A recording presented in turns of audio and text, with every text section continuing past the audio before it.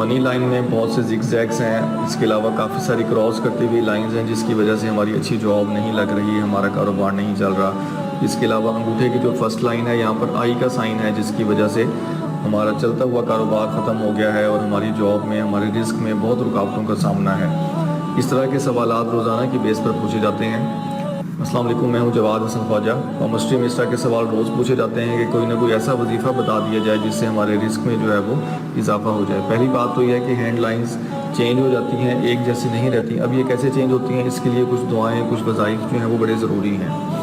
3 چیزیں آپ کو بتاتے ہیں رزق میں اضافے کے لیے، انشاءاللہ تینوں چیزیں آپ پابندی سے کریں، 11 دن میں اس کا اثر جو ہے وہ آپ کو ضرور نظر آئے گا۔ بس شرط یہ ہے کہ پابندی سے آپ نے ان چیزوں کو کر کے دیکھنا ہے۔ پہلی چیز جو ہے رزق میں اضافے کی، اس میں فجر کی نماز بہت امپورٹنٹ ہے۔ لوگ سمجھتے ہیں کہ فجر کی نماز پڑھے بغیر ان کا کاروبار اچھا چل جائے گا اور ان کی جاب اچھی لگ جائے گی، تو یہ چیز آپ کو سمجھنی ہوگی۔ فجر کی نماز میں 2 سنتیں پڑھنے کے بعد یہ جو آپ کو دیا گیا ہے کلمہ، اس کو آپ 100 ٹائمز پڑھیں گے۔ اس کے بعد آپ نے 2 فرض پڑھنے ہیں۔ مرد حضرات کوشش کریں گے فجر کی نماز مسجد میں ضرور پڑھیں، ادروائز اگر آپ گھر میں پڑھتے ہیں تو 2 سنتوں کے بعد اس کلمے کو ضرور پڑھنا ہے۔ یہ وہ کلمہ ہے جو فرشتے پڑھتے ہیں اپنے رزق کے لیے۔ اس کے علاوہ دوسرا کام آپ نے یہ کرنا ہے کہ اپنے گھر میں جیسے ہی انٹر ہوں گے تو آپ نے اونچی آواز میں السلام علیکم کہنا ہے، اور اس کے بعد 3 مرتبہ قل هو اللہ احد والی صورت یعنی صورت اخلاص اور 3 مرتبہ نماز والا درود ابراہیمی آپ نے پڑھ لینا ہے۔ جو خواتین ہیں یہ اپنے گھر میں رہ کر اپنے کمرے میں انٹر ہوتے ہوئے دن میں 1 مرتبہ اس کام کو ضرور کریں۔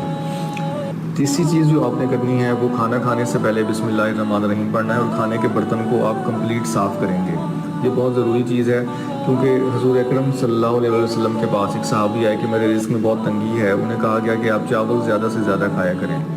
ایک اور صحابی آئے کہ میرے رزق میں بہت فراوانی ہے، مجھ سے رزق سنبھلتا نہیں ہے، تو حضور اکرم صلی اللہ علیہ وسلم نے انہیں بھی یہی فرمایا کہ آپ چاول زیادہ سے زیادہ کھایا کریں۔ دیکھنے میں ہے کہ جن صحابی کا رزق زیادہ تھا وہ جب چاول کھاتے تھے تو برتن میں کچھ چاول بچ جاتے تھے، جس کی وجہ سے ان کا رزق آہستہ آہستہ کم ہونے لگا، اور وہ صحابی جن کے رزق میں کمی تھی وہ جب چاول کھاتے تھے تو برتن کو مکمل اچھی طرح سے صاف کرتے تھے، جس کی وجہ سے ان کا رزق آہستہ آہستہ بڑھنے لگا۔ تو یہ تینوں چیزیں بہت امپورٹنٹ ہیں، یہ آپ سٹارٹ کریں، انشاءاللہ 11 دن میں آپ کو اس کا اثر ضرور نظر آئے گا۔